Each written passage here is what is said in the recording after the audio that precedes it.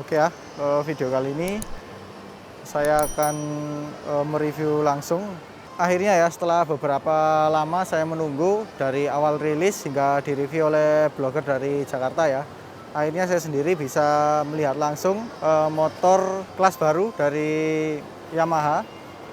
Dan Yamaha menyebutnya adalah Classy-nya. Jadi Yamaha itu punya Maxi dan juga punya Classy-nya. Jadi ini yang tipe pertamanya. Dan ini saya lihat langsung ketika ada event di MOG ya. Jadi semacam auto fest. Jadi saya akan lihat langsung dan akan beropini ya untuk masalah desain secara keseluruhan.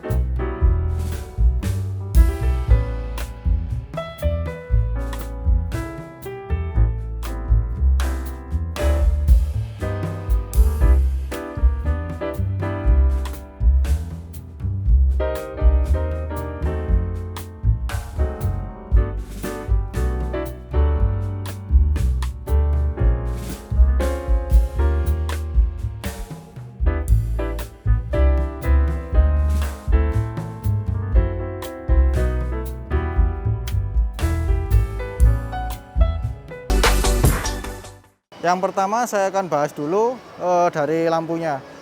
Karena kalau kita lihat dibandingkan dengan Matic-Matic pada umumnya itu lampunya berada di atas ya. Beda dengan Matic pada umumnya yang lampunya itu ada di bawah sini. Nah sekarang dia naik ke atas. Ini mengingatkan saya pada desain-desainnya motor-motor Vespa. Tapi Yamaha punya garis desain sendiri. Dan kalau kita lihat dari bentuk lampunya ini oval. Dan sudah full LED, baik itu lampu dekat, lampu jauh, dan juga DRL-nya. Cantik ya. Kemudian di sini ada dasi, dan bentuknya juga oval. Nah ini bisa kita custom sesuai keinginan kita sih, mau kasih emblem apa gitu bisa. Dan untuk C-nya, ini C-nya masih halogen atau bohlam.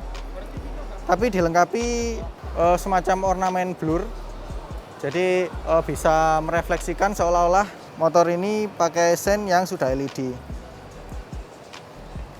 Nah yang saya review ini adalah warna biru Tosca, jadi yang versi Neo ya, karena di atasnya lagi ada yang namanya versi Lux, yang versi lebih mahalnya lagi dan lebih mewah.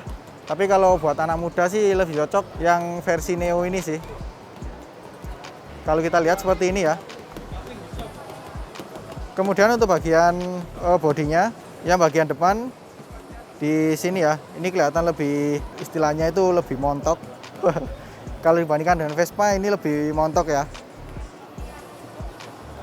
Kemudian dari spakbornya, ini ada yang bilang kurang membulat, tapi menurut saya ini lebih pas dengan motor ini karena desainnya kan melonjong. Sedangkan spakbornya juga ikut melonjong. Kemudian kalau kita lihat bagian belakangnya ini terpotong ya. Nah di sini terpotong sampai sini. Biasanya kan yang motor Matic terutama kompetitornya itu kan bisa menyambung sedikit ke belakang ya. Tapi pintarnya Yamaha di sini adalah dia memberi tambahan lagi yang berada di bawah seperti ini. Ini lebih berfungsi meminimalisir air atau kotoran itu naik ke bagian dalam seperti ini. Nah bagian dalamnya ini juga lebih tertutup, jadi lebih mengurangi ya cipratan air itu masuk ke dalam sasis. Kemudian kita beralih ke bodi belakangnya. Nah untuk bodi belakang terutama yang bagian samping seperti ini bisa kalian lihat.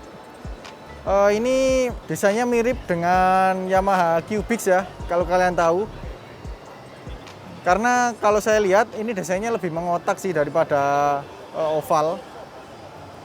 Dan untuk detail stikernya di sini ada tulisan Fazio dengan strip warna orange, kemudian abu-abu dan juga hitam. Dan di sini juga sepertinya ini logonya Fazio ya. Karena baru tahu ini sih. Di sini ada huruf F. Dan di sini juga ada detail semacam tempelan bodi dengan warna hitam dasar ya, atau hitam yang bukan diwarna tapi hitam bodi asli. Dan ada logonya Fazio. Dan untuk tekstur bodinya ini kasar. Dan ini ada 2 baut, jadi kita bisa lepas. Entah ini di dalamnya apa ya. Oke, kita beralih ke bagian belakang. Nah, untuk bagian belakangnya seperti ini ya. Ini desain lampunya semuanya model oval. Jadi baik itu lampu belakang, rem, kemudian lampu sein itu semuanya oval. Jadi lebih serasi ya dengan model lampu depannya. Dan di sini kalau kita lihat sepertinya ini LED ya, padahal ini bukan. Ini masih pakai halogen atau bohlam. Dan kembali lagi Yamaha juga pinter sih ngasih aksen-aksen blur di sini. Jadi kesannya itu seperti LED. Lampu seinnya pun demikian, sama dengan yang depan. Bagian tengahnya dikasih aksen blurnya. Jadi kelihatan lucu ya. Ini kayaknya jadi pilihan baru buat anak-anak muda sih. Kemudian untuk spakbornya ini juga modelnya oval. Dan modelnya itu tidak terlalu lebar gitu loh, lebih simple dan lebih keren sih. Sebelum kita ke bagian kokpit, kita ke bagian kaki-kaki dulu ya. Kita ke depan lagi. Nah, untuk kaki-kaki seperti ini ya, dari suspensi ini normal seperti motor matic pada umumnya, dia pakai teleskopik biasa. Kemudian dari rem, ini sudah cakram dan model lingkarannya itu lurus ya. Dan dilengkapi dengan kaliper 1 piston. Ya, dengan kaliper 1 piston untuk motor matic kecil ini sudah cukup lah. Dan untuk bannya dia pakai Dunlop. Jadi beda dengan rata-rata motor Yamaha atau lainnya itu biasanya pakai IRC atau Federal. Kalau ini dia pakai Dunlop. Nah, untuk ukuran bannya ini pakai 110/70 ring 12. Kemudian dari velgnya, nah di sini lebih jelas ya. Nah, velgnya dia model palang 6 dengan lebar 2,5 inch. Kemudian untuk diameternya dia pakai 12 inch. Jadi sesuai lah ya dengan motor ini. Karena kalau velgnya terlalu lebar, diameternya itu kayaknya kurang pas sih. Lebih pas kalau ukurannya kecil seperti ini. Kemudian di sini ada semacam ini ya, stopper atau penghalang supaya kabel sensornya ini sensor kecepatan ya. Nah, di sini ada sensor kecepatan. Nah, ini berguna supaya si kabel sensornya ini tidak kemana-mana. Jadi lebih teratur ya naik turunnya. Kemudian kita ke bagian kaki-kaki belakang.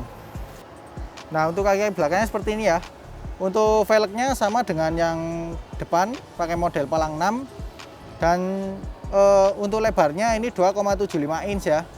Jadi beda 0,25 inch.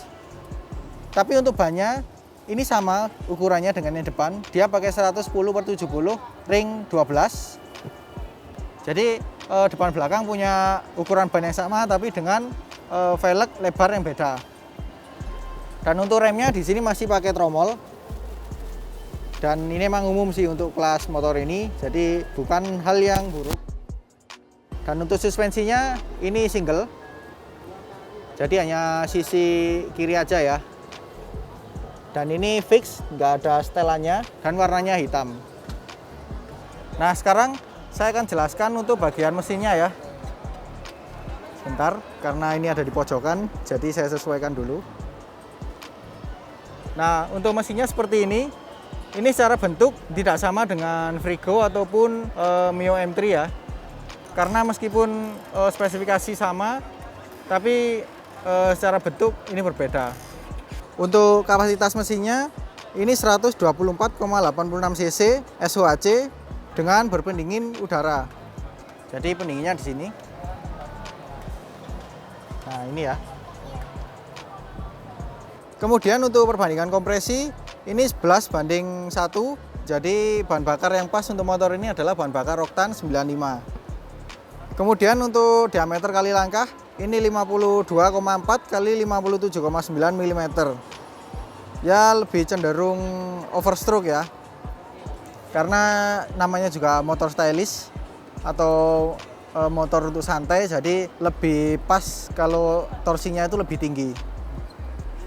Untuk tenaganya ini 6,2 kW atau sekitar segini ya, di 6.500 rpm, dan torsi maksimum di 10,6 Nm di 4.500 rpm. Nah, nggak hanya itu saja, mesin ini dilengkapi dengan hybrid, yang mana dia akan bekerja untuk membantu kinerja motor ketika di tarikan bawah. Jadi cocok untuk stop and go ya, karena dengan adanya dukungan motor hybrid itu membuat tarikan bawahnya itu lebih nendang, dan otomatis konsumsi bahan bakar lebih irit dibandingkan dengan torsi yang sama dengan motor yang nggak dilengkapi dengan hybrid.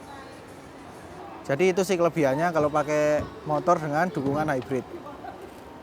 Oke, kita beralih ke bagian footstep. Nah, untuk footstep depan seperti ini ya. Ini juga normal seperti motor matic pada umumnya. Dan saya rasa ini cukup luas sih. Dan kalau saya raba seperti ini, di sini ada tekstur bergerigi ya. Ini berguna supaya kaki kita atau alas kaki kita itu lebih rigid ketika memijak kaki di sini. Tuh, kalau saya rasakan itu benar-benar teksturnya itu benar-benar kasar gitu loh. Kemudian yang belakang. Nah, untuk footstep belakangnya ini, meskipun dia bentuknya mirip sama motor-motor Yamaha yang lain, NMAX ataupun Aerox ya, tapi kalau dalam posisi menutup seperti ini, dia itu tidak muncul ya atau timbul. Jadi di bagian bodi sini itu dibuat lebih menyatu dengan footstepnya, jadi kelihatan lebih ini ya, satu irama. Kemudian kita beralih ke bagian behel atau ke bagian atas. Nah, untuk behelnya seperti ini ya bentuknya. Ini kalau saya lihat juga kesannya itu lebih mengotak. Nah, saya tadi sempat melihat ya untuk bagian sampingnya. Untuk bagian lampu belakangnya, di sini ternyata lebih timbul ya, dan timbulnya itu cukup terasa di sini. Tuh kan.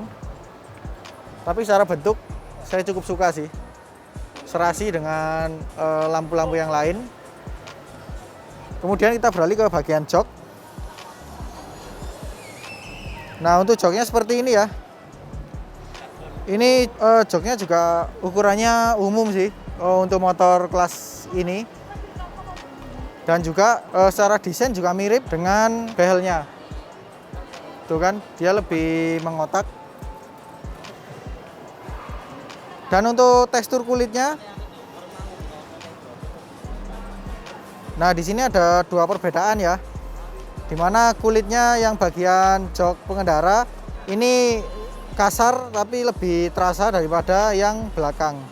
Kalau yang belakang ini kasar tapi nyaris halus. Dan di sini ada skat jahit-jahitan, dan ini jahitan asli sih yang pasti. Jadi kelihatan lebih premium. Kemudian kita ke bagian kokpit. Nah, kokpitnya seperti ini ya. Ini benar-benar seperti bukan motor Jepang sih, auranya seperti motor Eropa. Iya nggak sih? Dari hand grip, ini juga saya suka, modelnya itu klasik dan emang serasi sih dengan motor ini. Dari speedometer, ini modelnya juga lonjong. Tapi untuk info panel speedometernya dia model kotak seperti ini ya. Jadi nggak full layar, hanya kotak seperti ini. Dan di sini ada tombol untuk mengatur menu ya, contohnya odometer atau segala macam. Dan di sini ada logo Yamaha-nya. Wah, lihat warnanya keren sih, warna biru Tosca.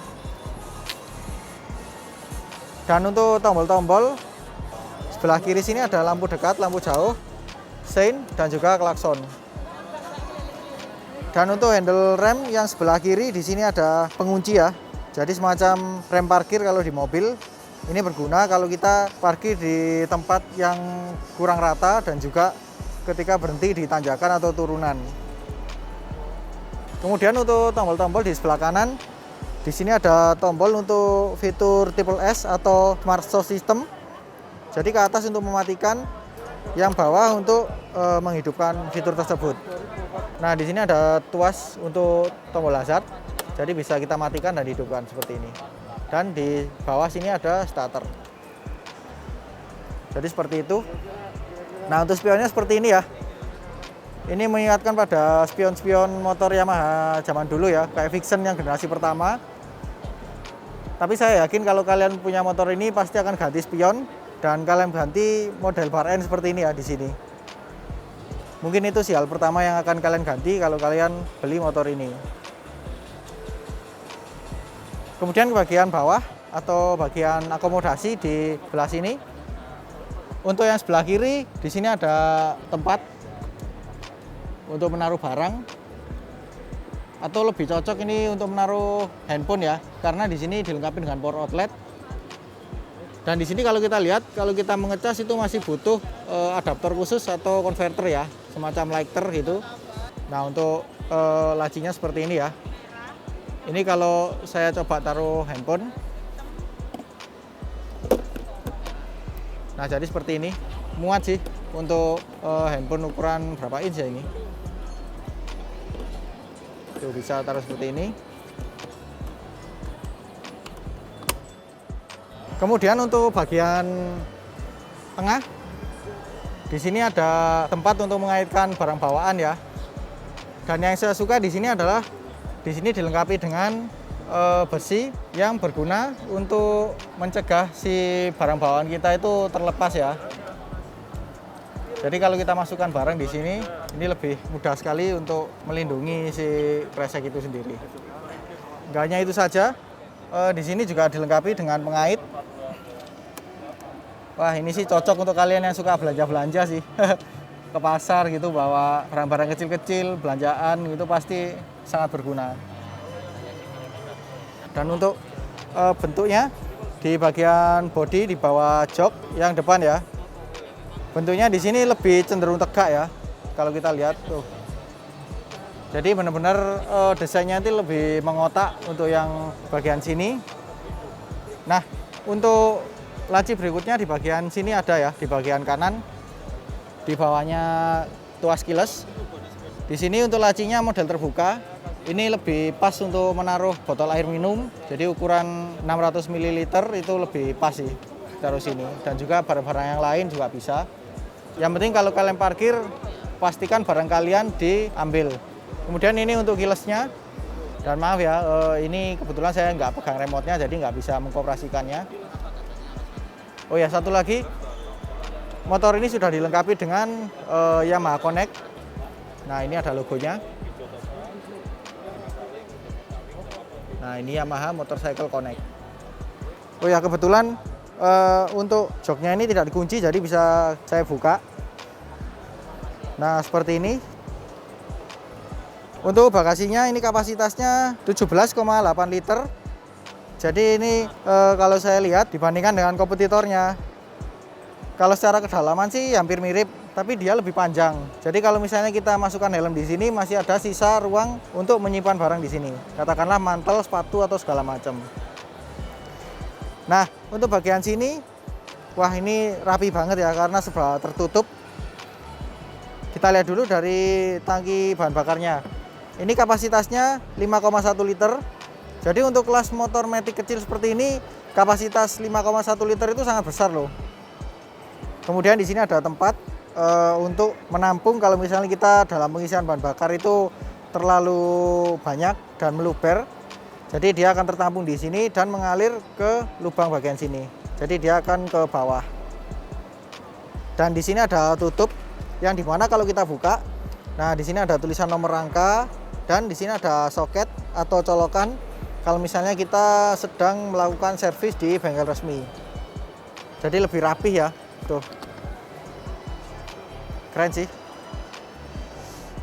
Nah, mumpung saya bersama dengan istri, saya akan tanya ya, suka nggak dengan desainnya?